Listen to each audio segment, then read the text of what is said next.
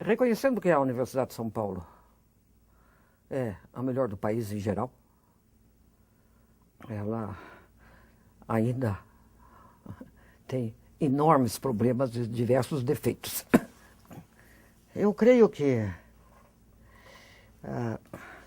na Universidade de São Paulo, um problema básico é a graduação. Eu acho que há muito pouca reflexão sobre a graduação, porque há muito pouco interesse na graduação. Nós, graças a Deus, temos em todos os departamentos, né, uns mártires da educação, os militantes da educação. Né? Esse pessoal não é, realmente se interessa pelos alunos e malha, carrega os alunos nas costas, não é? E reforma o programa e tudo. Mas isso não conta nada na sua carreira, diga-se de passagem. Não é? A nossa carreira é toda. Não é? Todo o prestígio, todas as vantagens, as bolsas do CNPq, as viagens, né? Tudo isso está baseado na pesquisa. De modo que nós não temos um mecanismo, na verdade, na qual você valorize o trabalho, não é, da graduação e reflita sobre a formação dos alunos. Sabe? Porque não há, eu não vejo uma reflexão sobre que tipo de aluno nós estamos recebendo. Né? O que podemos fazer com esses alunos reais que nós estamos recebendo e não com aquele que a gente gostaria de ter, né, que tinha feito o liceu francês. Então, esta ideia de que a gente tem que adaptar os cursos aos alunos não faz parte, não é, da reflexão da universidade. Até onde, não é, eu sei, pode ser que as coisas tenham mudado, mas não me parece que tenham mudado nada. Não é? Então, ao mesmo tempo que nós temos a ideia de servir de modelo para o Brasil, não é, e de democratizar a universidade, nós não pensamos, não é, nem da diversificação interna, não é, e nem dos alunos que nós recebemos, o que podemos fazer com eles. Há propostas, digamos, amplas, aliás, muitas propostas desde a reforma de 68 de fazer cursos básicos, não é? Que é alguma coisa mais semelhante, eu acho, que aos colleges americanos.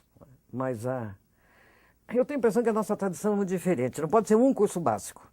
Né? Nós temos que ter, na verdade, digamos, cursos básicos diferenciados por áreas, em que você dê realmente um pouco, não é, um pouco de ampliar as inúmeras deficiências do ensino médio. Coisa que, entretanto, a gente poderia fazer com o curso pré-vestibular, que não é que seria o lugar mais adequado para fazê-lo. É necessário também que a gente diversifique, não é, um pouco, não especializando, mas ampliando, não é, a formação. Mas letras parece que já teve uma ideia de fazer um curso básico para letras, não é?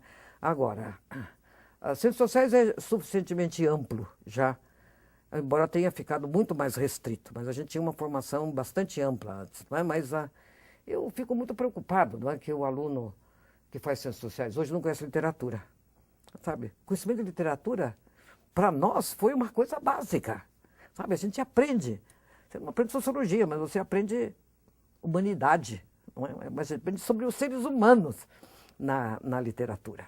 Então, eu acho que ainda falta, não é, alguma coisa que seja possível, pelo menos criar uma oportunidade para as pessoas fazerem isso. Eu já pensei de diversas soluções, uma delas é fazer o que eu acho que era uma solução viável, porque ela não é revolucionária e a revolução é muito difícil de você implantar num sistema democrático, que era fazer uma coisa parecida com a iniciativa americana que se chama o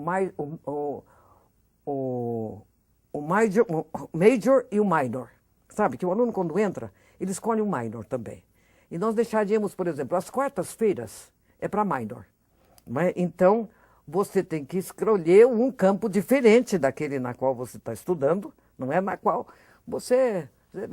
Eu gostaria muito de um curso, por exemplo, em que eu entrasse em ciências sociais e pudesse fazer um minor em literatura, né? Ou em teoria literária, não é? Ou em história, por exemplo. Né? Então, ou que você tivesse, digamos, fazendo serviço social, nós não temos serviço social aqui, mas suponho que fizesse, digamos, um minor em antropologia. Eu acho que isso poderia dar um mínimo de flexibilidade. Há alunos excepcionais que normalmente fazem isso como ouvintes, né? Eles vão lá, não é, numa outra setor e vai ouvir as aulas. Mas isso é uma coisa que depende muito de uma iniciativa individual e não de uma organização da universidade para que fizesse isso. Então, nós não refletimos sobre a questão da graduação, não é? Nós continuamos basicamente com os mesmos cursos, as experiências são muito pequenas, não é? Nós estamos mexendo com o vestibular, não é? Mas daqui a pouco vamos ter que entrar na camisa de força do Enem outra vez. E isso eu acho que nos impede de formar um pessoal com visão mais ampla, sabe? Nós vamos estar formando especialistas muito especializados. Não é? Quando você pega uma pessoa como Schoenberg, por exemplo, antigamente, né? O Schoenberg sabia literatura, ele entendia de arte, não é? Era uma cabeça que abarcava o mundo. Nós estamos nem todo mundo tem esse talento do Schoenberg, não é? Mas nós precisamos, na verdade, um pouco estimular, não é, que essas coisas também aconteçam. Nada impediu que ele, sabendo tanto a literatura, fosse um excelente físico, né? Então, esse tipo de formação geral, também eu acho que nada que a gente possa propor deve ser igual para todos, sabe? Tem que ser opções que você pode fazer, não é? Pode ser mais para lá ou mais para cá, você pode concentrar mais ou pode concentrar menos, mas tem que ser uma opção aberta para o aluno.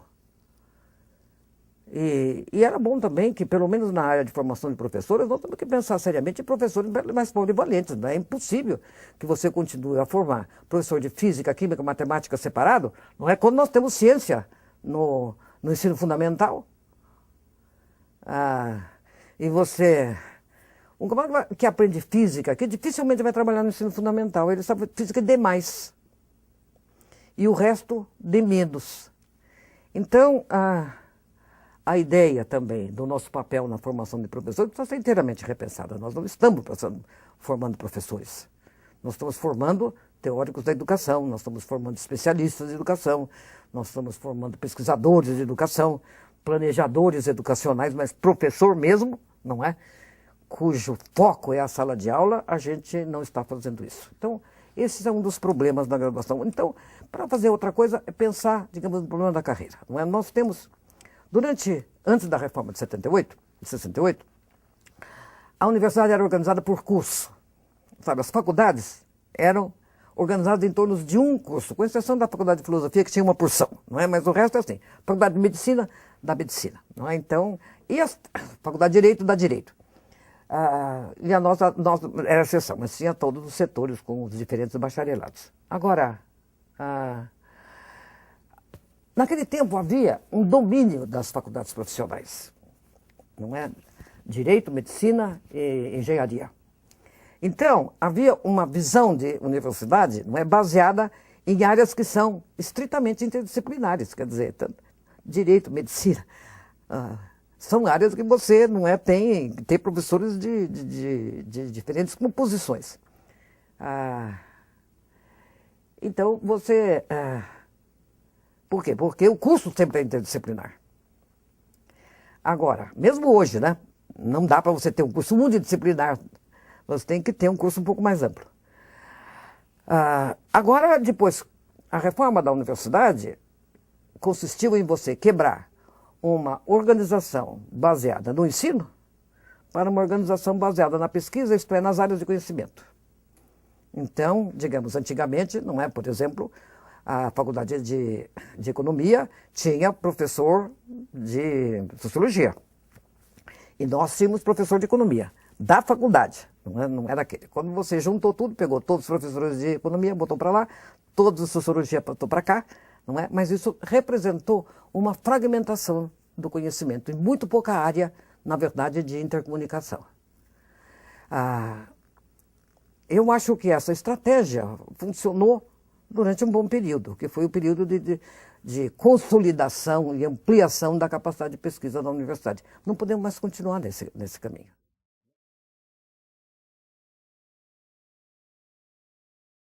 A outra coisa, não é a estrutura administrativa e organizacional da universidade, não é? Que é uma lástima. Eu acho que, em primeiro lugar, nós temos que saber se ainda continua essa estrita divisão disciplinar. Porque nós estamos hoje todos divididos, né? Tem nos departamentos e nos institutos. Tá? Então, os departamentos de física dentro do Instituto de Física, não é? Ciências sociais ainda realmente é um pouco amplo, né? Porque são as 3, pelo menos, né? No departamento, não é? E depois a faculdade de filosofia, que é uma aberração, porque ela tem uma diversidade enorme dentro dela, sem nenhuma estrutura de comunicação. Então nós criamos com isso, não é, uma estrutura verticalizada, que está toda baseada numa pseudodemocracia, que tudo tem que ser coletivo, tudo que tem que ter conselhos. Então você tem o conselho do departamento, depois você tem o conselho da graduação, o conselho da pós-graduação em cada faculdade, não é? O conselho de não sei o quê. Depois você tem a congregação, depois você tem os conselhos grandes, quer dizer, conselho de graduação, de pós-graduação, de pesquisa e de extensão, não é? E depois você tem um conselho universitário. Qualquer comunicação horizontal, veja você, ela tem que passar por todos os conselhos lá de cima e depois descer. Vai você fazer um curso junto com as ciências sociais, não é? Você tem que obter, em primeiro lugar, o consentimento de todos os conselhos departamentais. Depois você tem que ter de toda o conselho de graduação da faculdade, depois da congregação da faculdade, mas depois do conselho de graduação de lá de cima. Depois chega no conselho universitário, daqui 10 anos, né, leva esse caminho maravilhoso para você poder fazer alguma coisa que junte 2 departamentos que estão em linhas verticais diferentes. Eu estou fazendo, obviamente, um pouco de exagero na questão, mas é muito isso. Quer dizer, nós somos forçados a caminhar nessa questão, não é, de tudo verticalizado, não é, e estanque entre si. A estrutura em si dificulta, não é por uma vontade necessariamente, qualquer coisa desta natureza, não é? E daí o Instituto não quer que o trabalho que o professor dele faz no centro conte como trabalho do centro, tem que contar como de Instituto, e há toda uma briga a respeito desta questão de uma estrutura verticalizada extremamente, não só inflexível, mas extremamente burocrática, não é? Então, vou dar um exemplo, não é, desse curso que nós quisemos fazer, que era esse curso sobre um curso de extensão, não é? Sobre o professor e a escola na luta contra o preconceito, não é? Bom, foi um tour de force conseguir fazer esse negócio. Porque, em primeiro lugar, não é? Era um curso interdisciplinar, o NUPES que ia fazer, não é? Mas não podia porque o NUPES não é a unidade que recebe verba. Então você tinha que passar por algum departamento. Mas como tinha gente de diferentes departamentos, você tinha que passar pelos diferentes institutos, não é? E depois você tinha que ter um responsável, que seria um instituto qualquer, não é, que ficasse responsável pela verba, para a gente poder receber a verba para poder dar o curso. Bom, realmente isso é uma farsa. Tem que haver uma política educacional onde você tenha representantes de diferentes áreas, que é para pensar o conjunto da universidade, não é? Agora, tem toda as outras áreas, precisa ter toda, digamos, parar na unidade. Não precisa chegar numa unidade mais ampla. E precisa ter esses mecanismos horizontais de comunicação. E tudo isso ainda, não é porque quais são as unidades? As unidades são muito díspares. Então, você veja, a Faculdade de Filosofia, que é enorme, extremamente diversificada dentro dela e sem muita comunicação entre as suas partes, por isso que eu nunca sei por que ela quer ainda ser uma faculdade e ter um voto no conselho, não é? Em vez de ter 4 votos no conselho com 4 partes. E depois você tem, não é,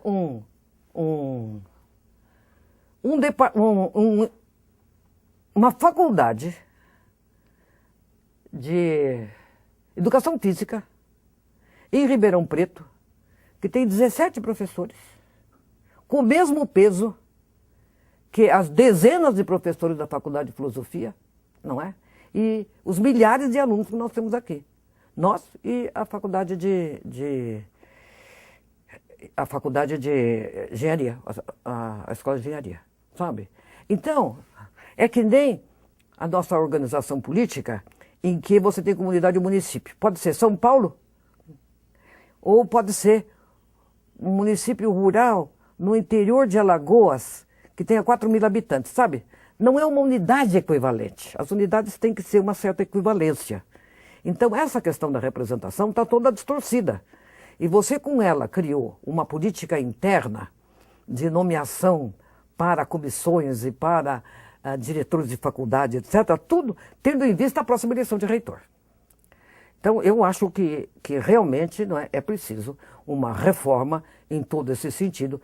E eu proporia que se vá a outros países e encontre, sabe? E analise como é que se dá, como é que se faz isso em outros países. Porque senão nós ficamos presos nessa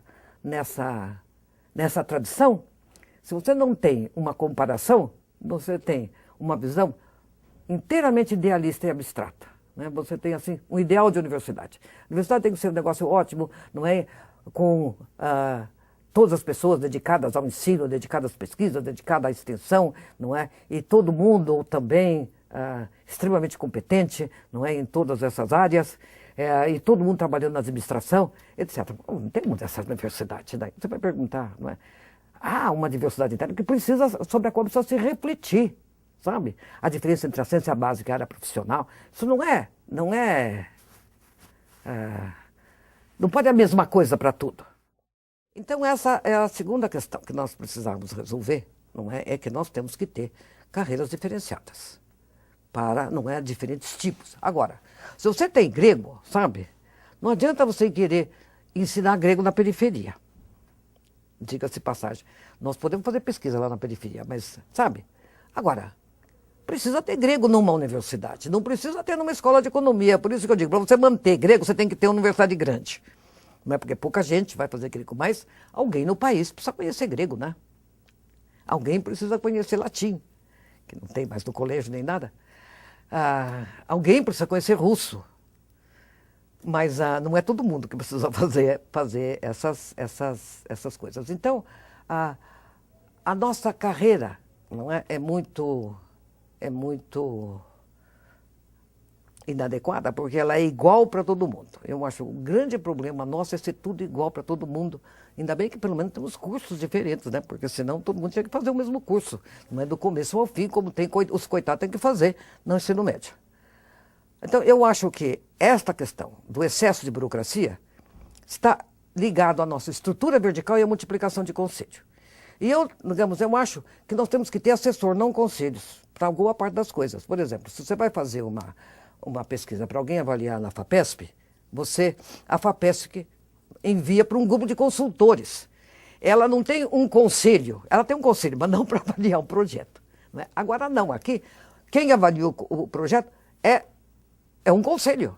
E no conselho, não é como nós temos uma diversidade de propostas, etc., você, em grande parte, tem que decidir sobre alguma coisa que você não conhece.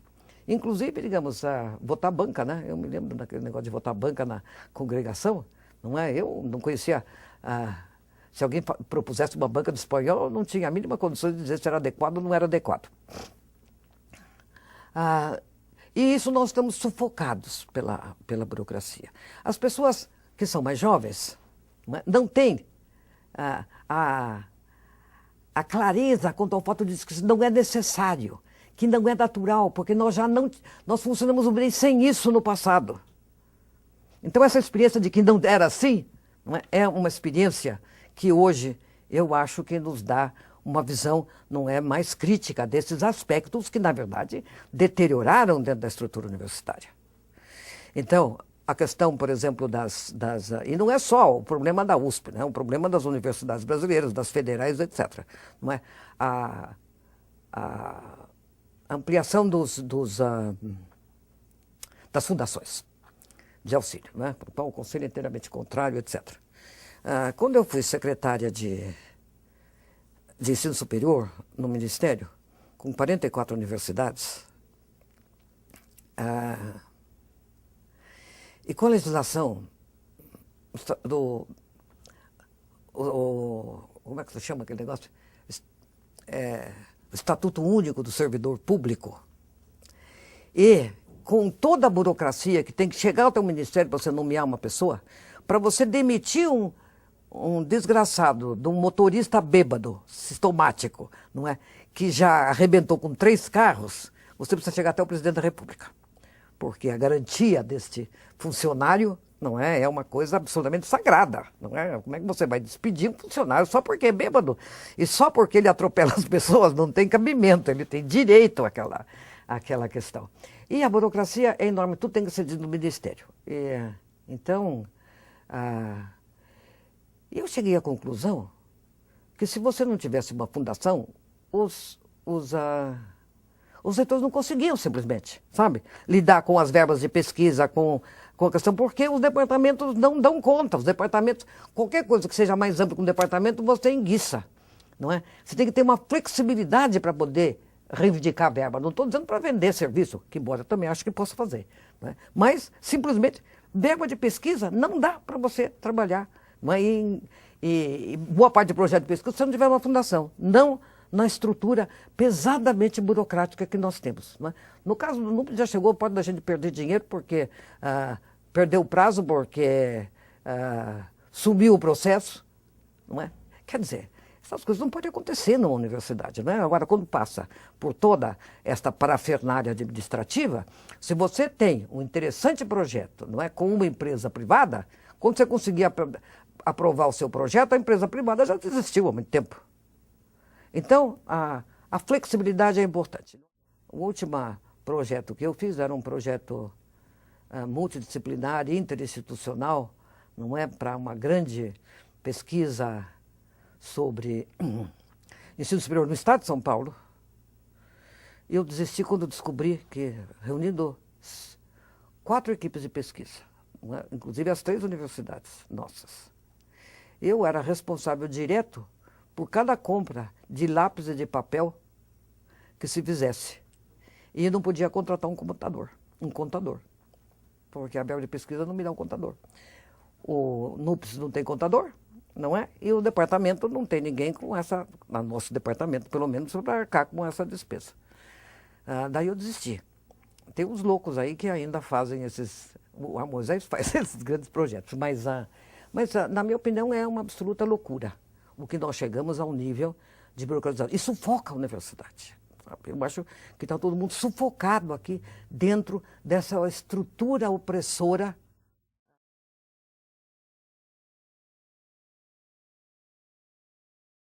E o último problema da universidade é o corporativismo, né?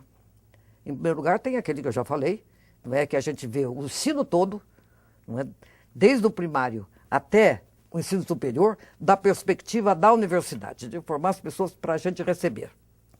E isso dá uma distorção enorme, não é, na visão do sistema de ensino superior. E a segunda também, não é, o corporativismo de cada um acha que a sua disciplina é o mais importante. A faculdade de filosofia mesmo, ela se acha o centro do universo, sabe? Uma absoluta ignorância do que se passa no resto da universidade. E como a gente tem só um representante do conselho, o conselho é o único lugar que você tem pelo menos uma visão, não é, do resto. Então, como a gente tem só um representante no conselho, a faculdade vai se fechando cada vez mais. Apesar de todas as viagens para o exterior, é engraçado que ela se torna provinciana. Porque eu acho tão estranho que as pessoas, tanto professor vai para o exterior, ninguém sabe como é que funciona a universidade para a qual ele foi. Eu acho muito bom, porque tudo é mais fácil, sabe?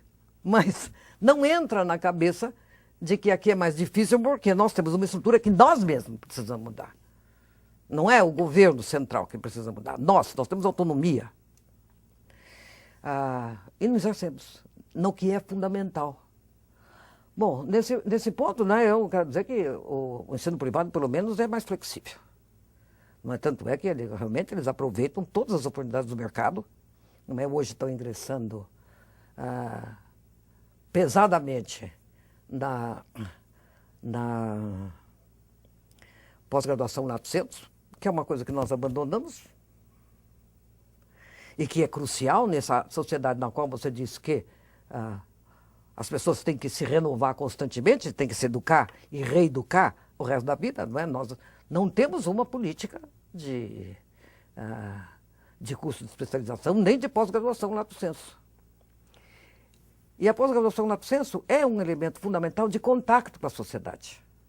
Não é, porque nós já tivemos aqui, em número de pessoas que frequentavam os cursos, não em número de horas de aula, não é? Praticamente correspondia à metade dos alunos que a gente tinha. Então, não é, você ver, eram, digamos, 20 mil pessoas que anualmente passavam pela universidade.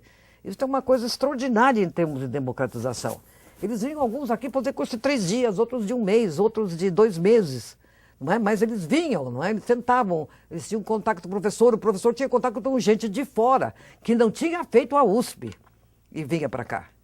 Então, esta questão da extensão e a questão da pós-graduação lato sensu, também, que eu saiba, pode ser que me engane, nós não temos uma política, e esta é a área na qual aquela função nossa de universidade de vanguarda, não é absolutamente essencial, porque ela tem que dar conta dessa função de constante renovação